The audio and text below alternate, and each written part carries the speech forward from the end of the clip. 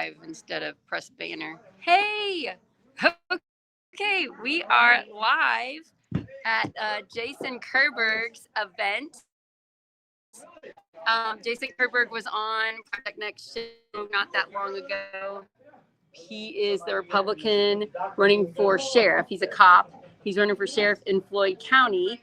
And Tim and I came out to his kickoff event at the spot in Georgetown to wish him luck and talk to him and kind of thank him for doing what he's doing. So if you are in the area in Georgetown, come on down. The event happens until 7:30. We got here a little bit early. It hasn't started yet. So we just got a few of his friends that, come on over, Jason. You got to get in this tiny little frame. Here, you can sit right here. Yes, scoot in tight. Okay, so here is Jason, and this is the first time Tim has met. Yep. You might be able to hold the phone. Let me get all of this in there. I don't know. We'll see. Yeah. There we go. So, there we are. How are you doing? I'm doing great. Wonderful. I'm excited to be here tonight. You want to invite everybody to come tonight? Yes, please come on out. I know it's a busy time. A lot of people can't make it due to school events and things like that tonight. So everybody's welcome. We're here till 7:30 tonight.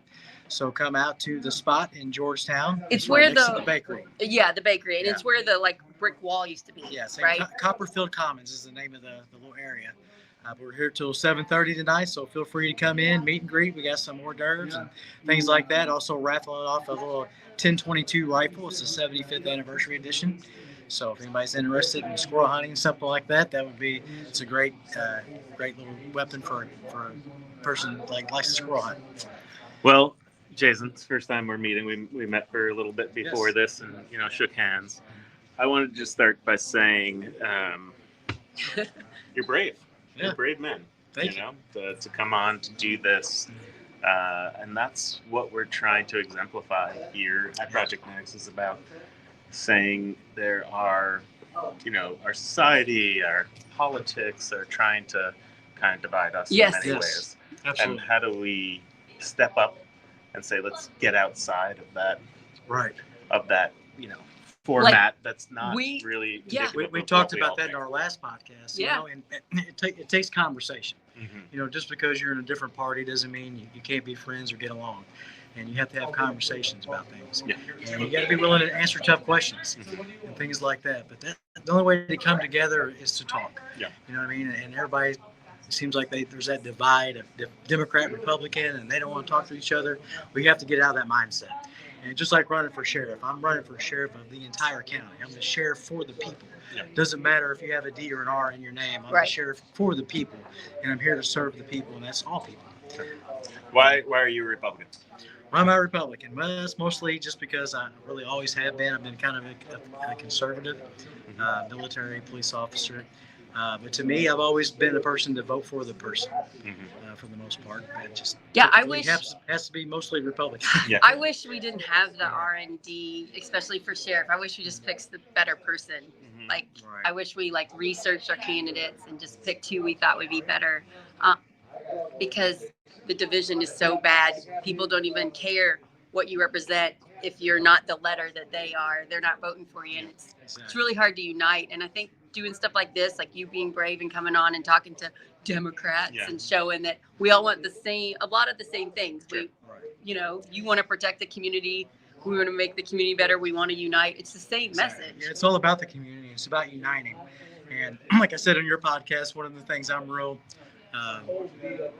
that I really want to get out there is to bring unity together between police officers and the community. Okay. A lot of police officers, especially in the national media, a lot of people don't like cops. They're hated, and yes, there's some bad cops out there, but like I said in your podcast before, there's bad people in any field that you get into. And I would like to say that 99% of cops are probably great people, and I don't want to be judged by what somebody else has done. So I want to bridge that gap. I want to get out there in the community, meet people, talk to people, and work together. And that's my goal. I liked your message of, if you're scared of cops and you see your local police officer someplace, talk to them. Right. Introduce yourself, talk to them, and realize, meet them and care about them. And it's hard to hire cops right now because of the stigma, and that is a concern to me, to our community. So we have processes for police officers now are very limited. We put it out years ago when I applied, there would be hundreds of people that wanted to be a police officer. Nowadays, you're lucky if you get 25 people to show up. What Wow. is that? Why is that? I think it's just because of the media, because of, the stigma that police officers have, that we're bad people, we're out to hurt people and stuff like that. And that's just simply not true. And Why did you become a cop? because I love the community. Yeah. You know what I mean? I was in Marine Corps before this, and I wanted to do something in the same type of field. Mm-hmm. Police. Thank you for serving, by the way, Yeah, both then and now. The police department, it gives you something. It's not like a normal 9-to-5 job for me. It's something that you never know what's going to happen. It's kind of like the excitement. You might be sitting there chilling, eating lunch, and the next thing you know, you're going to a major disaster. So, Sure. Those are things I like to do. I like to help people, put myself out there to protect people, to serve the community. That's really what I do. I'm trying to get Jason to get more on social media so that he just like opens up and tells his stories. And also he has good tips for what we should do when we interact with cops. And I really like that. That's very helpful. Like, what do you do when you're a woman by yourself at night and you get pulled over by a cop and you're scared? Like, what's the best things to do? And I like that you have tips for that. So absolutely. So gotta get you on there talking. We'll do that. Like I said, anytime you get pulled over by police officers, the best, the thing that we're looking for is your hands. We want to be safe. We want to come home at night to our family. Right. And one of the most dangerous things for a police officer to do is traffic stops. A lot of police officers get shot during traffic stops. So we're very cautious when we approach your vehicle. That's why you always see our hand near our gun, because we don't know what's going to happen.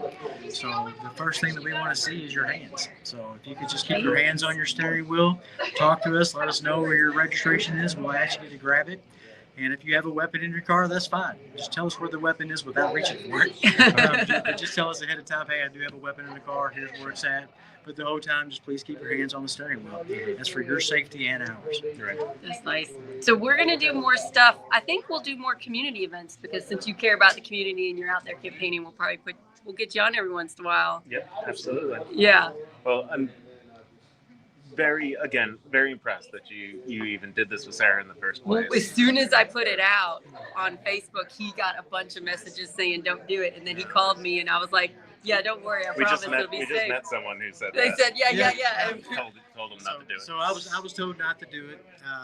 People thought that it was going to be a trap or something like that, or some questions might be too hard to answer. But you got to put yourself in a position. You got to answer tough questions. You're clearly brave. If you're not willing to answer tough questions, then you probably shouldn't be doing it. You know what I mean? And I would like a brave, moral, good sheriff. Personally, like you want someone brave in that role. So yeah, that's probably the Marine in me.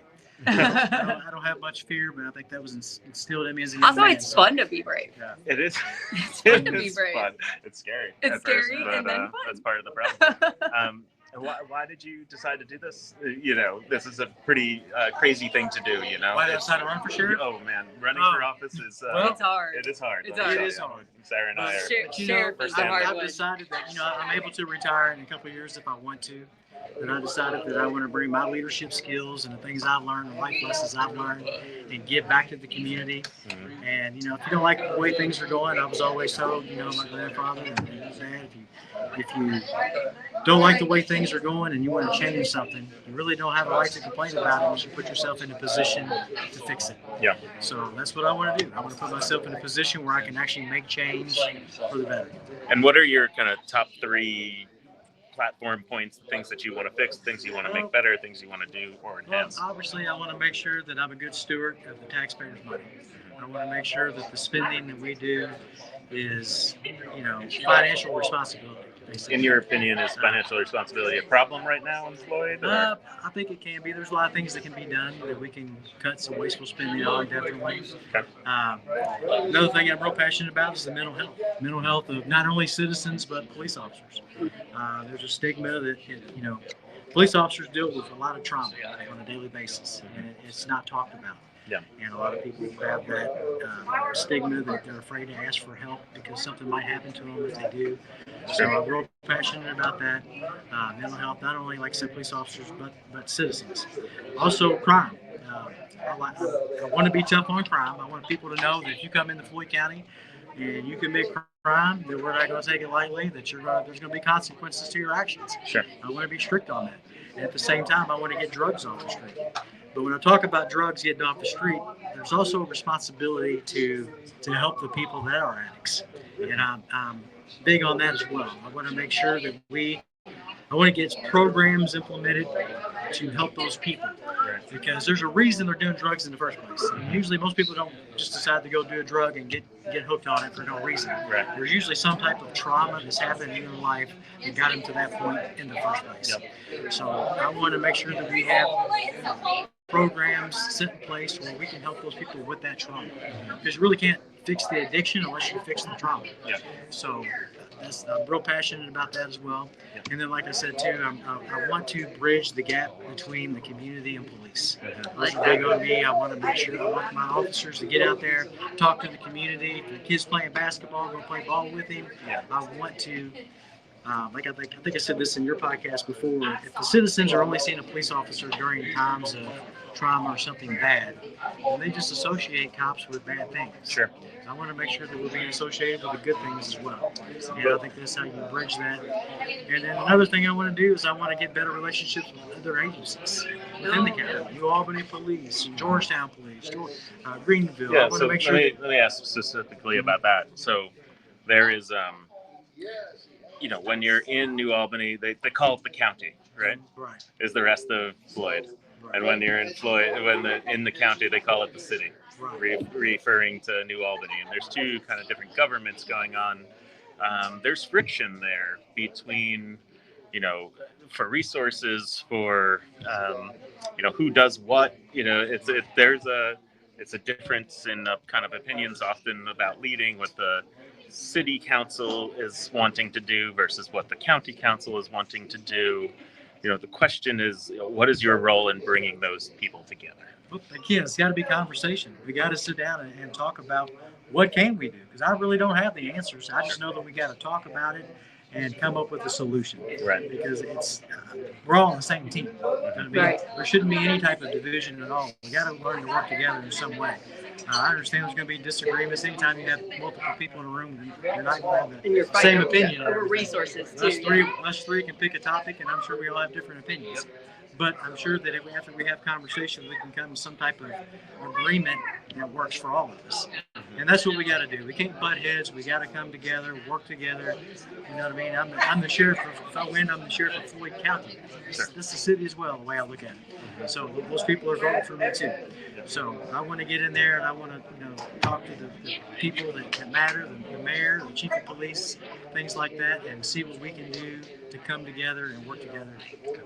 Well, we're almost done. You've got a lot of people coming in here. People are coming, and so they're coming. I just want to ask one kind of a more personal question before we wrap this up, which is, thank you for serving, both as a police officer but as a veteran. My question to you is, how does it make you feel when someone says that? Where they appreciate me. When they say the words, yes, thank you for serving. It gives you a sense of pride. It really does. It makes you feel good. Because there is so much hatred out there in the media. When people come up to you and they pay for your meal, thank you for your service, it does make you feel good. It makes you feel like you've accomplished something. Yeah. And we appreciate that more than you know. Floyd County citizens are pretty good with the police. And I will say that. We go to a lot of places, we'll sit down and eat, and we come to find out that somebody bought our meal for us. Oh, that's nice. And that makes us feel really good when that happens.